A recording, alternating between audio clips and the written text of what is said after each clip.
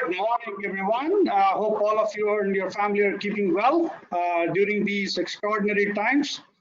I say extraordinary because it is making us think differently, observe what we may not have seen before, and operating under very different conditions.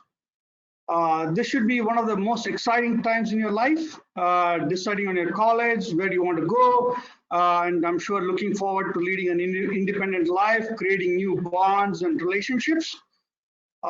When you leave your school, you'll have that special feeling, creating your next chapter in life, next track, and understanding what does that really mean. So take time to reflect on that. You'll need to find the energy within yourself to be heard and seen in this new world. My name is Ram Ramachandran. I'm a professor of practice and vice dean of the Jindal School of Banking and Finance at OP Jindal Global University. I teach a variety of subjects from emerging technologies, artificial intelligence, entrepreneurship, other business management courses. So prior to coming to academics, I spent 35 years in the industry, in the corporate life, mostly working in New York and London, working for big four companies like PwC and EY, as well as companies like Oracle and IBM. Helping many Wall Street firms grapple with their agendas around digital transformation. And most recently, I was a managing director at EY in New York. So I'm really excited to be speaking to you today. There was a question that was posed for you to begin with. You have been given one option to pick from those several ones. So let me just, I got a feedback that I think was tilted differently. So let me just see. Is this better? I hope this is better. So we're dealing with all these different electronic issues. So there is a quick poll here. What do you consider a successful college life? So all 5 great choices, you have to pick one. It is making it life a little difficult for you. So I would like to see what you pick as your greatest success in your college life would be. Okay. These are I see tremendous opportunities in these times of crisis. I have experienced several crises, whether it is a financial crisis in 1987, before any of you are born, or most of you are born, through the internet boom and bust at the turn of the century, or the financial crisis in 2008, right? What I see now is slightly different, in very different dimensions altogether. It's from the health and wealth coupled with the livelihood and the fear of the unknown, right? But I believe that every crisis presents opportunities. Again, let me emphasize, every crisis presents opportunities. So if you think about it, during the 1990s, beginning of the 1990s, there was a Gulf War, and the price of oil started shooting up, and the petrol pumps and the gas pumps the prices went up quite dramatically. So people started rethinking in terms of whether they should be using vehicles and driving or not. And so the automobile manufacturing industry, they changed and started coming up with hybrid and electric vehicles. So that started a complete new revolution, right? During the 2008 crisis, we saw an explosion of new marketplaces being created, right? Be it think of Airbnb or Uber or Lyft or Ola, Oyo, all those new forms of businesses started around the financial crisis. Uh, After demonetization in 2016, use of digital payments increased significantly, while companies like Paytm and PhonePe, which existed even before the demonetization, these companies came thrust into the limelight. The current crisis that we are in together is a tremendous focus on student learners like yourself and academic institutions like and faculty members like ourselves, right? It is important to maintain the sanctity of this relationship and what an academic institution can provide. And in fact, enhance the experience of the students. It becomes even more so at this point in time. So now that brings us to the topic of discussion today. Um, that is 5 simple habits to develop and excel in college life, right? Uh, Author James Clear, he had written eloquently about the atomic habits, sorry, in terms of building good ones, and breaking the bad ones, and how do you go about doing that? And if you have not read the book, I strongly suggest you read that, and so that you understand what this habit formation means, really, right? Former President Dr. Abdul Kalam, he said that you cannot change your future, but you can change your habits. And surely your habits will change your future, right? So there is a cyclical logic here, very, very important to understand in terms of how habits can be your behavior, how your behavior can be your character, and character is who you are, right? So what are habits? Habits are those small decisions you make or actions you take on a day-to-day basis, right? It could be as simple as getting up at a particular time in the morning, or it could be around going to the gym every day for and working out for 10, 15 minutes. So it could be any of those things, right? Or eating a fruit every day. That could be a habit, right? So according to researchers at Duke University, habits account for about 40% of all the behaviors that one exhibits on any given day, right? So even though we don't think about habits in a very in a conscious way, subconsciously that's what drives what you do and how you do things, right? It could be procrastination. You may be, famous for procrastinating till the last moment and then making a decision or sending an application or whatever the case, or studying the night before exams. All of these habits have a certain implication in terms of what you do, right? So again, habits define you and your future. And if you're going to be successful or not will depend on what kind of habits you form, right?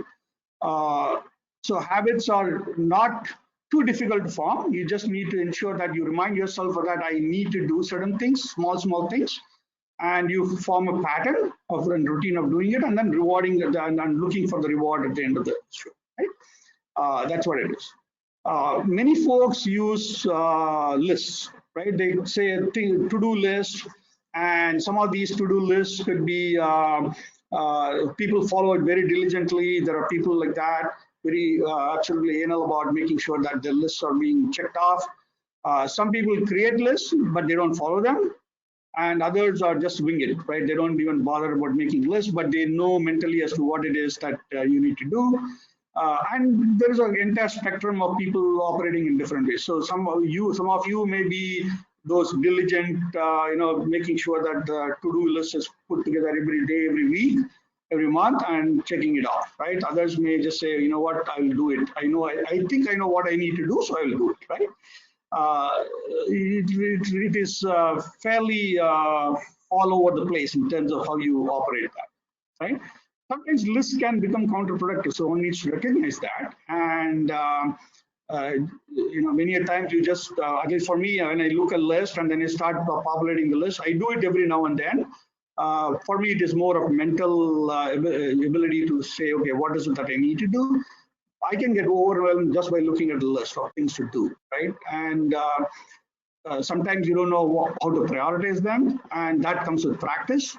And then you are continuously adding more to do, right? And so that can become overwhelming as well. Sometimes you get confused when you have the list and say, hey, how do I balance between my social life priorities and my work priorities and my academic priorities and so on and so forth, right? So Why am I saying this? Because it is important to understand that there are different ways to organize yourself and create habits. Okay. In my book, College Life Success is ultimately related to the wealth you create. So let me explain what I mean by that. Wealth is not necessarily related to the money and your bank account or bank balance. I'll talk about that in a second, right? Wealth accumulation is a very methodical step-by-step process, and it is habit forming. And if you look at examples of, say, Sachin Tendulkar, for example, right, the cricketer. So he goes to the nets in the morning every day when he was during his playing time, every day for 3 to 4 hours, and he was able to understand how the ball came in and what kind of strokes to play, whether it should be a straight drive, cover drive, whatever it may be, right? So the muscles in the body became habituated to how to react to a particular ball coming in. So that is habit formation, and it takes a lot of work, and incrementally you do it. If you look at authors like J.K. Rowling or Stephen King, they have actually a habit of writing. It doesn't matter as to, it is not about, okay, you get this inspiration and you write a chapter or you write, paragraph. Every day, for example, Stephen King, every day he sits down between 8 and 8:30. He may write a line, he may write a word, he may write a paragraph. It depends on that particular day's inspiration. But then he is very methodical and uh, focused on the habit of sitting in focus on writing, right? That's his profession. That's what he's focused on. If you look at Warren Buffett, the financial genius, the way he started and where he is today, uh, it was based on small habits that he created in terms of investing his wealth, right? In terms of his money. And he was very habituated in terms of looking at certain specific information for every company that he was investing in, right? So that became habit forming. So when I use the word wealth, the wealth again could be in very many dimensions, and we'll talk about that and how to create those habits within these different dimensions of wealth. Okay. The first obviously is the financial wealth. So as a college student, it's quite possible that your parents may be funding your education, right? Um, so you may not be very conscious of where and what you're going to spend the money on. But that is where I want you to start creating habits, right? You may be a little lackadaisical in terms of, okay, money is there and my parents are sending me transferring the money or whatever the case may be. But it's a good habit to form in terms of tracking how you are spending it, right? From whether you're spending for laundry to eating out or whatever the case may be, right? Uh, Form a habit in terms of setting aside some money, whether it's 100 rupees, 50 rupees, whatever the case may be, right? Setting it aside so that at some point in time you can look at it and say, hey, I can use this money for something, right? Whatever the case may be, whether it is in terms of buying a new gadget or going on a vacation with your friends, whatever the case may be, right? Uh, Find jobs. There are college institutions these days offer a whole slew of different opportunities for you, from a research internship activities to summer internship activities, different things, right? And all that adds to your financial wealth. Financial literacy is extremely important. So that is a habit forming activity that you need to inculcate in yourself. Okay. In terms of basically ensuring that you have the discipline of mind and action. That's important, right?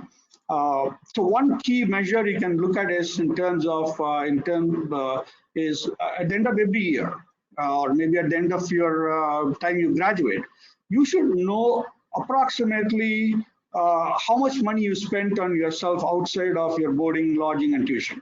Right? If you know how much you have spent, that's a good discipline that you have maintained, right? And so that you have to have that habit to start tracking them. And there are apps available that you can use as well. Next is number 2 is the knowledge wealth, right? This goes without saying that you go into the college institution, you go to the classroom and you learn, but go beyond that, right? And many colleges and many institutions at least in the way the CBSE is being structured, maybe not so much for the other boards. It doesn't allow you too much room for being inquisitive, right? It doesn't just focuses on the exams and the board exams. It means you need to challenge yourself more intellectually. That's very important. So in a college life, think of creating habits that expand your knowledge wealth. How do you do that? So simple things. You can ask one question in a class. It doesn't have to be very critical, thought-provoking question, right? It could be any question that you ask. So form the habit of asking a question, right? So to ask a question, you need to prepare. So what does that mean? You have to read the relevant topic. Just one simple article a day. Don't put a goal saying that I want to, read a book. Yeah, that will come later. But then the way you do about is creating the habit of reading a small article. It could be a 2-paragraph article. You just read about that every day or every week, right? So you start forming a habit around that. So you have to allocate time to ensure that you read that, right? The next is learning to write. Unfortunately, writing is becoming a dying art here, but writing has been around for 5,000 years and it's not going away. And so you'll have to write in your career, you have to write in your life, whether you are a researcher, whether you are a business person, whatever the case may be, right? You'll have to be writing in different forums and different ways. So when you start writing, simple 2 lines, 3 lines, right? Start with that. But be it consistent, right? In terms of writing or reading. You'll probably make mistakes. That's all right. It's to make mistakes, but then continue to work on it. You'll improve. Right? Learn about your hobbies. More about if you are interested in, let's say, flying airplanes or space exploration or geology, whatever the case may be. Right? Your hobby of your friends. Right? Your friends may have different hobby. They may be very interested in FIFA, for example. Right? Or your mentor's hobby. You may have your parents' hobbies. They may have different hobbies in terms of cooking or gardening or whatever the case may be, right? Learn more about what they do, why they like it, right? So it helps you broaden your horizon. So what I'm trying to get at is in terms of expanding your knowledge wealth, you need to make sure that you are proactively reaching out and understanding the parts of the knowledge that you don't have, right? That you're not going to learn in the classroom. So it has to be much more broad-based. Third is the social wealth. And social wealth is the habit of hanging out with people, right? With your friends that bring the best in you, right? They could be not just friends, it could be your mentors, your professors that create a positive energy and support and elevate you, right? And they don't try to bring you down. So it's important to do that. So how do you do that? Again, this is habit forming, right? You make a plan to connect with, let's say, one faculty member per month, right? Outside the classroom. Say that you want to go for a cup of coffee or something like that, right? So what you're doing is you're building a network. You're learning about their perspectives. It's important to do that. Likewise, you can do the same thing with your friends or other people, right? Part of that is also about listening to other people around you, be it your Uber driver, be it your cafeteria person, your neighbor, your shopkeeper, whoever it may be, right? Everyone has a story to share. You learn so much from others' experiences. So do that in a very habit-forming way, right? Ensure that you talk to people outside of your circles, right? Strangers, people who are, you go to the grocery store maybe after the lockdown and you're buying things. So just talk to the converse with the shopkeeper for 5 minutes. Understand what challenges that they are facing, right? And so what you're doing is you're building your network of resources, and then it makes you better as a person.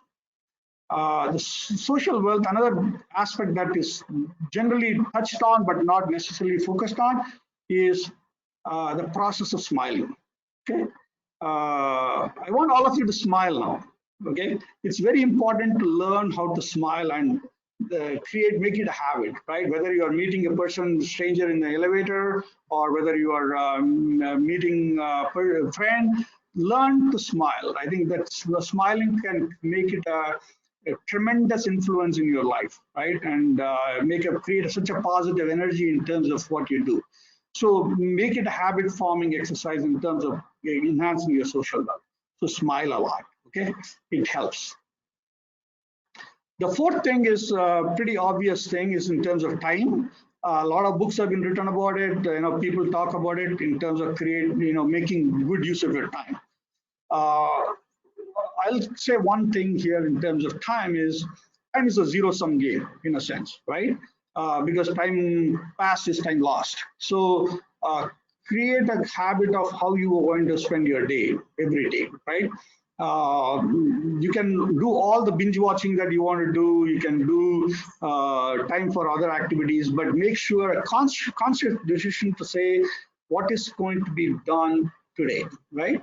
It could be the 6 or 10 important things every day that you want to do, right? 5 minutes for exercise, 5 minutes for talking to your parents. When you're in college dormitory, you're going to probably make a habit to talk to your siblings and your family members, right? Doesn't have to be long, right? Make a habit to talk every day.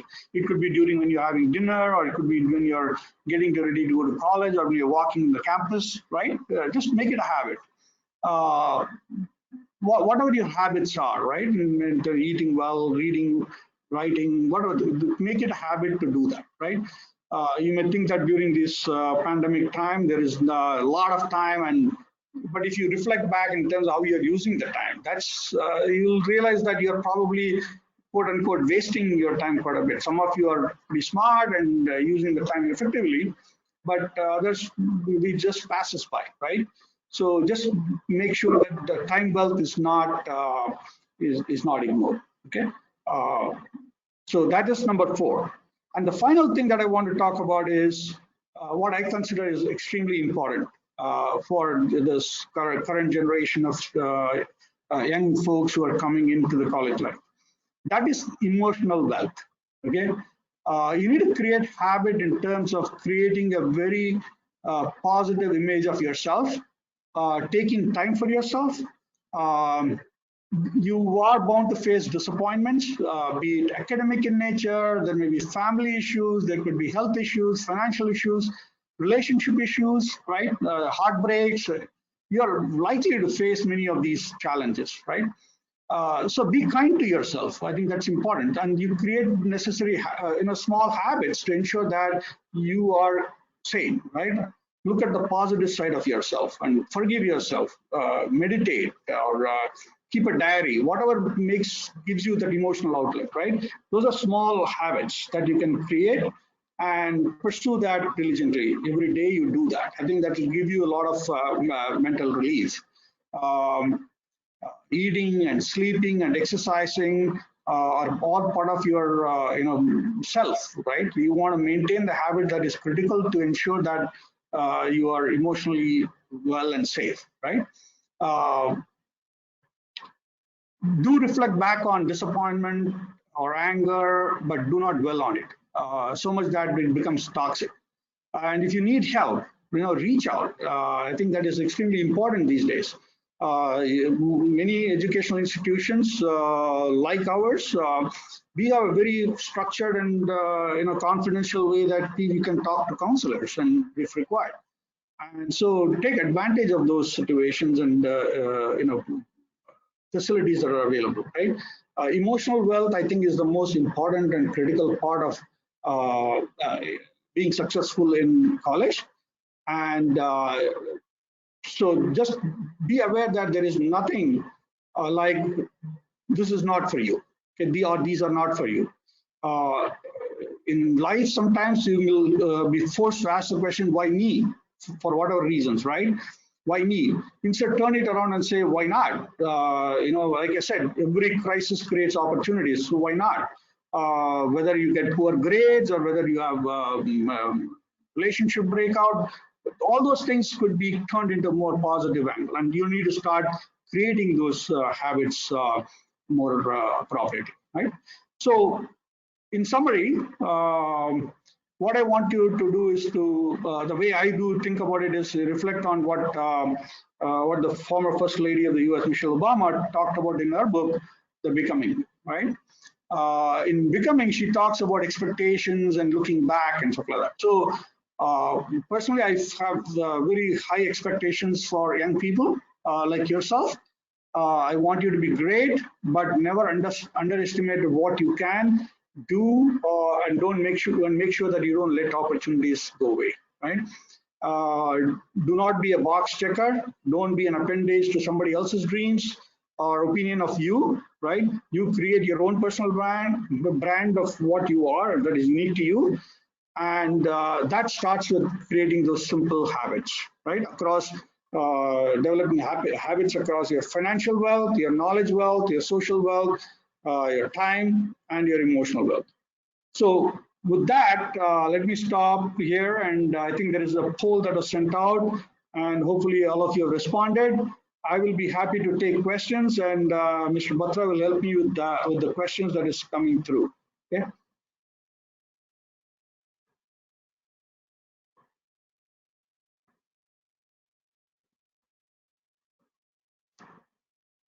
Um, Questions?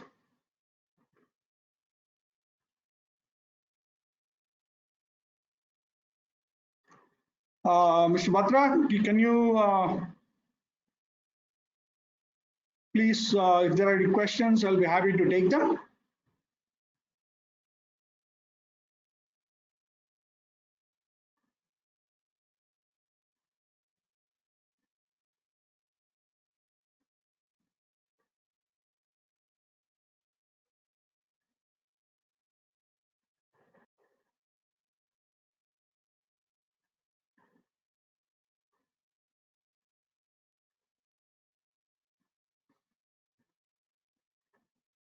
All right, the first question is from Sanav Anand. Hello, Sanav. What role does the student-professor relationship play in any student's college life? Uh, Great. I think uh, these days, I think it plays a significant role in a student's life. Um Primarily because you do learn so much outside the classroom, right? The professors come with a completely different experience.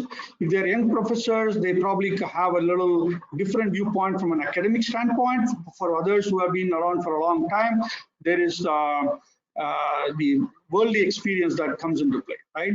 Because the challenges that you're going to face in a college life is not necessarily purely academic in nature. uh, there could be more in terms of how you deal with and the deal with whatever it may be, right?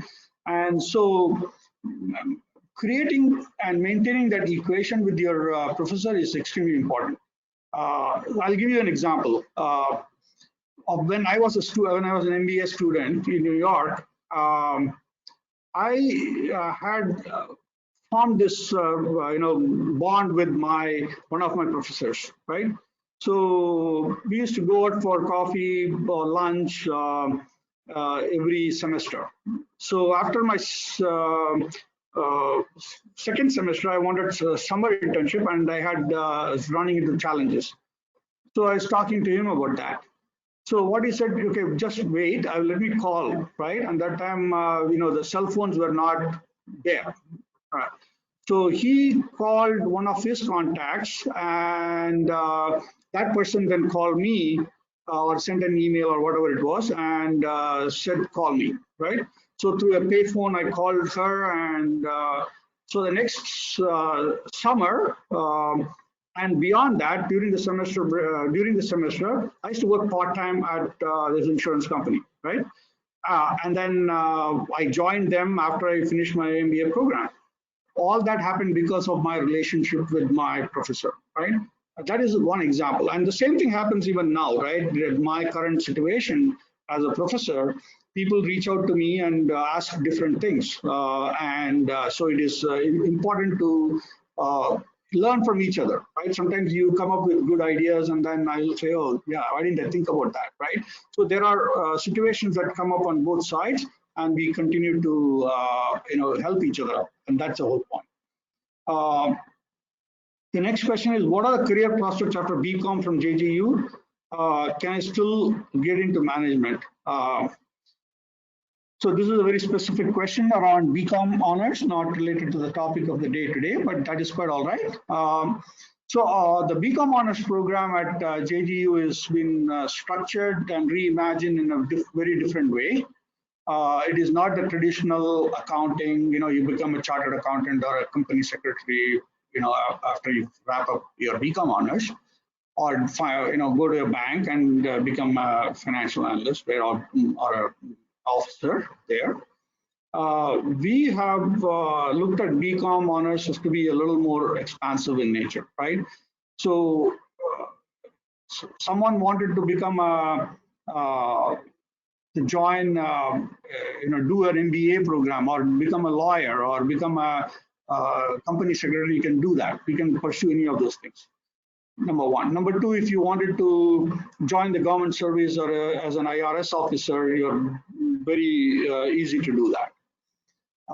If you wanted to join an investment banker or become a CFA, a financial analyst, quite possible. If you want to become a management consultant, that's possible. The reason I'm saying all this is possible is because the way we have structured our programs. We want to ensure that we are given the necessary strong, solid foundation in the first 2 years, where we ensure that we have got the necessary foundational courses, and then we allow you to do a lot of electives in the fourth, fifth, and sixth semester. Over 200 odd electives are floated every semester, but then what we do is it's not just about providing you the flexibility and the ability to pick up any elective. It is about providing you those guidance and mentorship to ensure that you take on the right electives, right? So that's important. So that's why it gives you an opportunity to move from becoming, working in a fintech and entrepreneurial space, or becoming a manager, or getting into management. Several of our students do that, and so that, I would say it is a little more expansive, looking at it in a more global way. Priya Kakkar, good to hear you come back. Good morning. Well, and the question is, while entering into the world of finances, one shouldn't need to read the Economic Times newspaper. How to make it a habit, as it is quite in depth.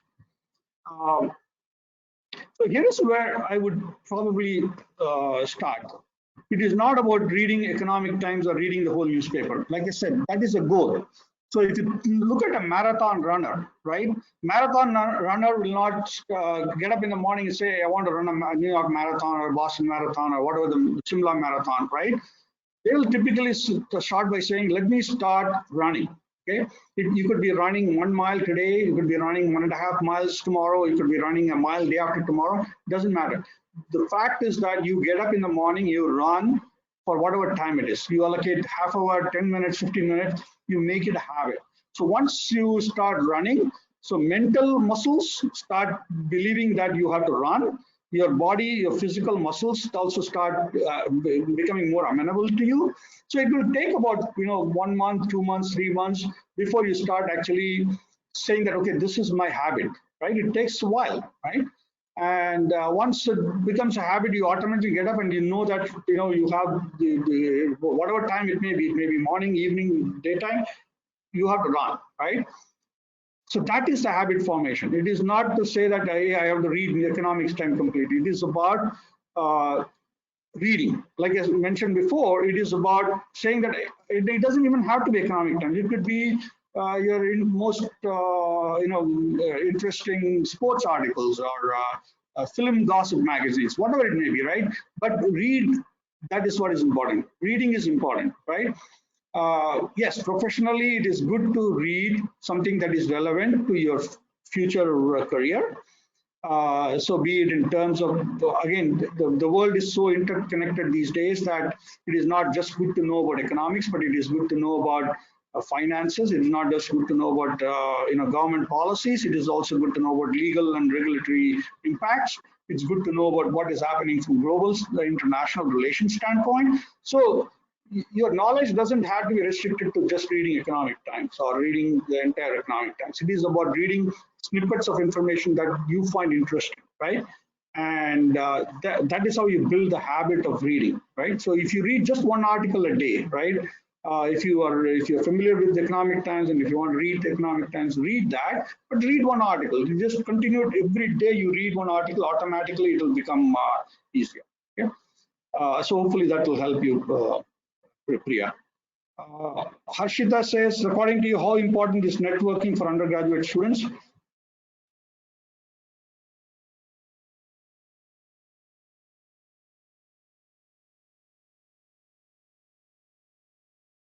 Undergraduate students or graduate students or high school students. Networking and the social interrelationship is such an integral part of who we are, who we become, and who we want to be. That so much happens using those social connections, right? So, uh, in fact, if you go to career coaches, right, even when you're working as experienced professionals, they talk about networking as the most important tool for you, because you're not all the time, you're actually looking at your future by building those relationships through the networking process. The same holds good in an undergraduate. I would say it is as important in many ways in ensuring that you build networks, not just with your professors or mentors. It is about building those network with your fellow students, with students who are seniors to you. Uh, so, for example, in JGU, we have the student ambassadors who connect with companies to bring them to school for placements, for internships, and stuff like that. So we let the students actually talk to the HR professionals from these companies, right? And so that helps them start building networks. So when they come, they are the ushers, they are the greeters, they are the presenters. So you start building network through them, external agencies as well, right? But that has to be a habit forming exercise. A lot of people are very diffident about it. They are introverts. They don't want to talk. Totally understandable, right? But that is habit forming. For example, myself, right? I am the if you look at any of the the studies that are typically done to find out whether you're an extrovert or introvert, I am probably the extreme of the introvert, right? But I realized that very early on that I am an introvert, right? But that was a very conscious decision on my part to say, hey, to be meaningful in terms of what I wanted to pursue, I needed to change my pattern of behavior, right? And so it was a deliberate effort right from my, during my college days itself, right? I was I preferred to be at home, preferred to be sitting in front of television and watching some Polish movie or Italian movie or whatever it is, right? So those are my interests. But to be relevant, I needed to break out of my problem areas, right? And that is through habit formation. You have to put yourself out there. So what you do is you find a buddy who are probably less of an introvert, and then tag along with them and learn what they're doing. And there are techniques that we teach at JGU in terms of how to start the networking process. So I think it is very important for people to be looking at networking in a little more seriously. But a great question, in fact. Tanya, are economies and business slaves to humans? Are humans slaves to economies and business? All right, that's a very um, so there are sorry. So there are so pretty loaded question here. Are economies and business slave to humans? Uh, I don't know what do you mean by slaves here, but uh, I don't know whether this is an interplay, right? It is not about being slaves. It is it's a chain of human activities that one is involved in, right? It is almost, think of it as eating and sleeping. You are getting up, you want to sleep, you want to breathe, you want to. So it is it's a requirement. And similarly, if you wanted to do business, you wanted to make sure that if you wanted to thrive and if you wanted to do well, what are you going to be doing if you're not doing any kind of business, if you're not involved in a business or an economic activity, right? And so I wouldn't call them called as slaves. I think they are all important part of the human value chain, right? To ensure that one is, looking at business and economy on one hand, science and technology on the other hand, because one could say that humans then beholden to science and technology, right? No, but there is there is a dependence on it, and one needs to think about how science and technology and business and commerce and common policies and human sufferings and how these all interplay with each other. I think that is the more relevant and important questions to be addressing. So I wouldn't call them slaves at this point. All right. But the thought-provoking question in any case. Thank you, Tanya. The next is from Raghav Shah. Good morning to you. Considering a possible change in the corporate sector and with the probable onset of automation, what are some specific habits or areas that we should work in order to stay updated and relevant? Okay. So automation is upon us. So that is an undeniable fact. It is not going anywhere. It will continue to evolve and change how we operate as human beings. From the time steam engines came into being 200, 300 years ago, from the time of power looms to the likes of electricity and motor vehicles and cars, to computers, you name it, right? So automation is not something new. It has been around for several hundred years now. And so how do we adapt and how do we adopt? I think both are relevant points of view here, right? So what people do is sometimes it is transformational knee-jerk kind of activities, but it is much more easier to be aware of what those changes are likely to be and to be prepared for it, right? Rather than being at the receiving end of these changes, because the changes are going to happen. So how do we avoid that? I think that's a valid question that you're asking. So there are probably 2 or 3 key things that you can do, right? And that you could do, again, as a habit forming exercise. Number 1 is, I'm giving you some examples, but again, you can expand on those, right? Listen to some of the TED Talks, right? I find them stimulating, creating new knowledge in my head, or new way of thinking, or what's likely to come, right? So, and new ways of using old paradigms of technology or education or whatever it may be, right? So those are pretty nice ways to start getting into the habit, right? Even if you listen to typically these TED Talks are 15 minutes or so, give or take, and it helps even if you do 1 a week of anything that is stimulating to your brain. That will be helpful. So make it a habit. Number 2, I would say is in terms of engaging with people in the industry, right? And you can do that as an undergraduate student in different forms. College, you do a lot of seminars and other types of experience. Engage with the industry in the what using technology or right? And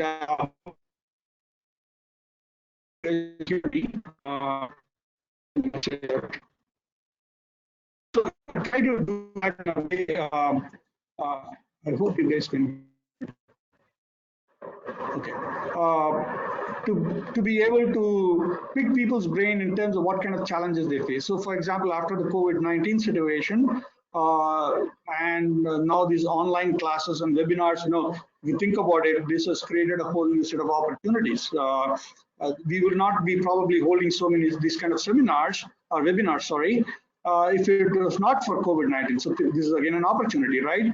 So how are we engaging ourselves is very different, right? And so the challenges is going to create new opportunities in terms of how technology is being used, how automation is going to happen. Uh, so that is number two in terms of engaging with industry folks. The third is a very obvious, point I would make is in terms of read. I think one of the earlier questions was about reading, and if you just read uh, one article a week, I think in terms of new technologies, right?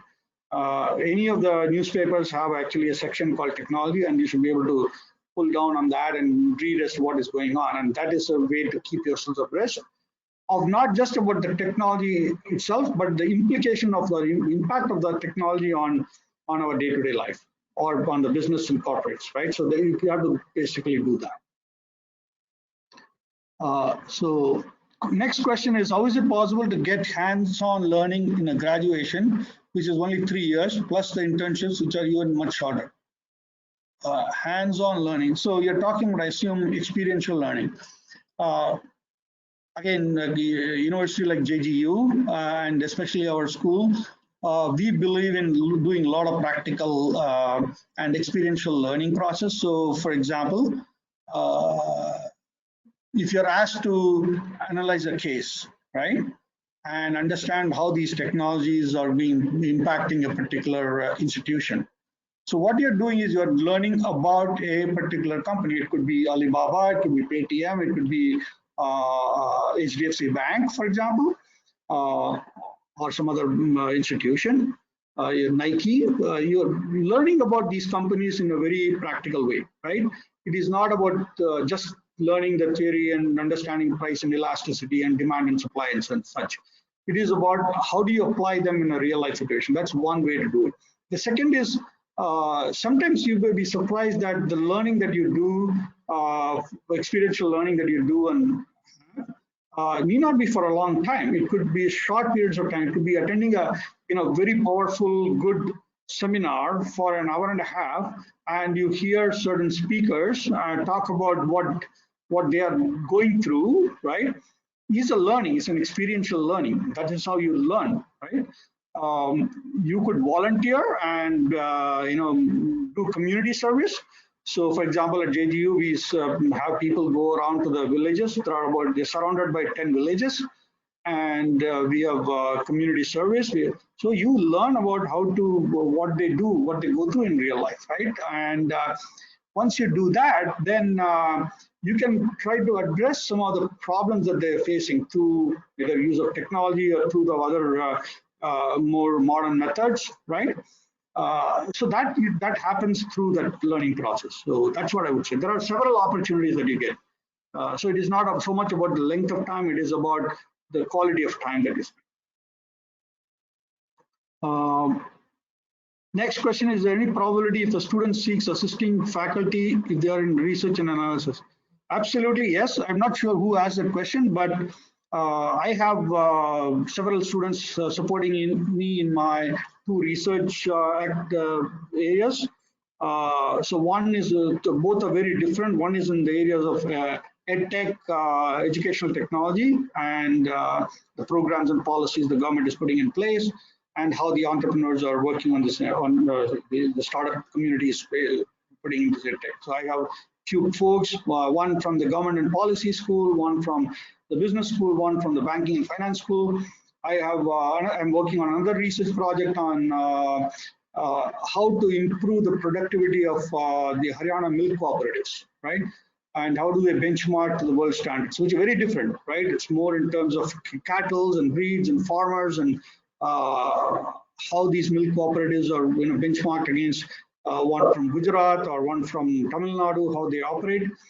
I have like 4 students working on that, and many of them are either paid internships Some of the other ones that we are doing are all related to, you get credit for it, right? So as part of the research activities, you get credit. Many of our students have written blogs in terms of good quality material that has been built that they have developed, and so they write the blog. There are students get involved as editors as part of our JSBF reports. So which is a blog. So they can be involved in that. So there are various opportunities to get involved in research and analysis. Uh, Next question is from Chaitanya. While pursuing BCom Honors program in JGU, will you be focusing on using technology or writing much in our ongoing classes?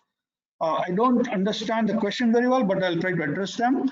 While focusing on using technology, it's not so much about using technology, it's about will you be using technology, certain tools you may be, depending on what your choices are. So if you are into emerging technologies and you want to learn about Python and R and Tableau and stuff like that, those typical tools that one uses for analysis purposes, yeah, you will be using them, and then you'll be coached and trained, and you'll learn that in the classroom. Writing, I don't know what do you mean by this. Is it about writing code? I don't. So it is not so much about writing code, but will you be writing? Yeah, absolutely. You will be required to write from the first semester, right?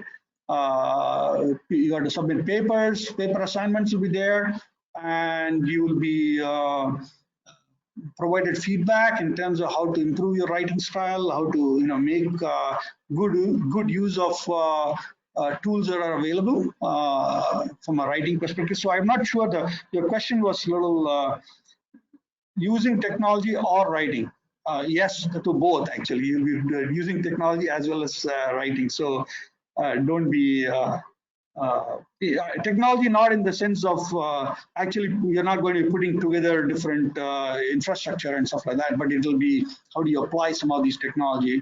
In the very first semester, I teach a course on emerging technology and the impact on future of business, where I teach students, the first year BCom students, they learn about what is fintech, what is blockchain, what is IoT, what is AI, right? So those are things that people learn in terms of how it is applied in different industrial sectors, agriculture sector, manufacturing sector, etc. Right?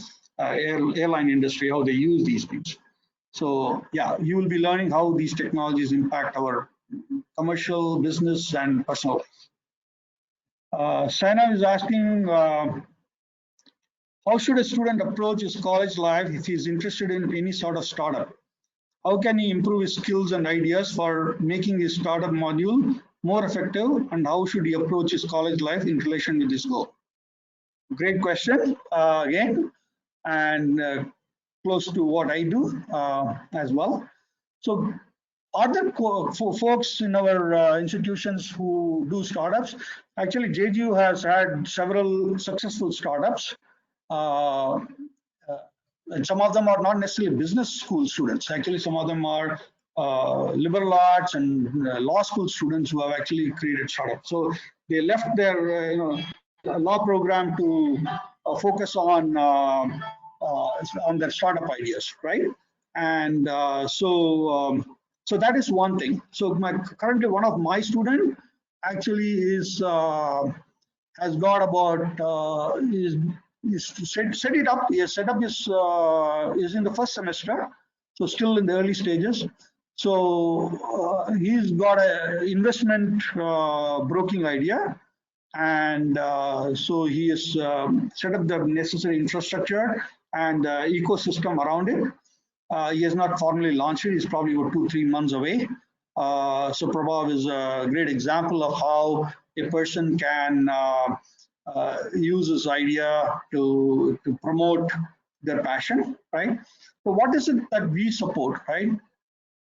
So I'll give you a couple of examples on that. So we have a JGU Startup Center where students, so I mentor and coach several of these startup folks in terms of what will work, what will not work, what kind of gotchas are there. Startups, you probably are aware that 95% of them fail for different reasons, and one of the primary reasons is financing, right? But but the process of getting there, right, in terms of getting to a stage where they can actually start, taking their idea and making it more relevant. So from that perspective, when I teach course on entrepreneurship toolkit, it is extremely practical. So one of the earlier questions was around being experiential, right? So from the very first class, students come up with in groups of 2 or 3. They come up with their ideas, business idea. So then we go through the process of from ideation to, is it a good opportunity or not? They have a lot of good ideas, but then how do they translate those ideas into opportunities, right? So we talk about those translation process. Once you have say, okay, this is my opportunity that I can potentially get some value out of, then we walk them through the same idea, same opportunity. We walk them through the idea of how do you create the necessary marketing plan, the branding, the segmentation, all the stuff. We talk to them about the financing. What is the process of financing from equity to debt financing, and what is the process of doing that, right? Then we talk about the business, creating the business plan, the investor's pitch deck. So, and then we bring in external folks who are young startup entrepreneurs, like many of the college students. So 2 weeks back, I had one of the late 20s guy who came in to talk about his venture, right? He runs a nightclub in Delhi, one of the premier nightclubs in Delhi. How did he get into that? He was working in a professional organization. He did his MBA and then he did his startup, right? So there is a story and experience that one learns from that, right? So we bring those experiences into the classroom so that they can actually take their ideas through to actually making it their venture after they leave. Many of our students who come in, they have their family business, but they want to grow that family business. So we provide help in providing the necessary guidance around that. All right. I have another couple of minutes, so just I wanted to take one last question from Tanya.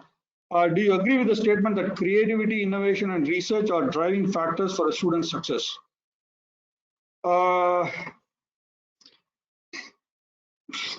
Putting me in a pickle here, Tanya. I would say those are necessary ingredients. Those are not necessarily sufficient, right? So you need to think about creativity and innovation and the fundamentals of academic life. These are all important stuff. But I think there is a more to that, right? There is more to creating your own personal brand and personality, right? I think that is a lot more important in terms of, when you graduate, you want to be a better person, right? In terms of a more holistic person, right? How do you get there? I think that is a lot more important than just, yes, these skills are important, but then how do you, there's some of the habits that you form in college life, that will be there with you forever, right? And so that's how I would sum it up, to make sure that you are not just focusing on a few elements of it, but think of it in a little more holistic fashion. Okay? So again, I think we're running out of time here. I truly thank you, appreciate your time for listening patiently and asking for wonderful questions, all of you. And I'm sure that we will be chatting again pretty soon. Okay. Have a great day. Be well and be happy and be healthy. Thank you. Bye-bye. Smile.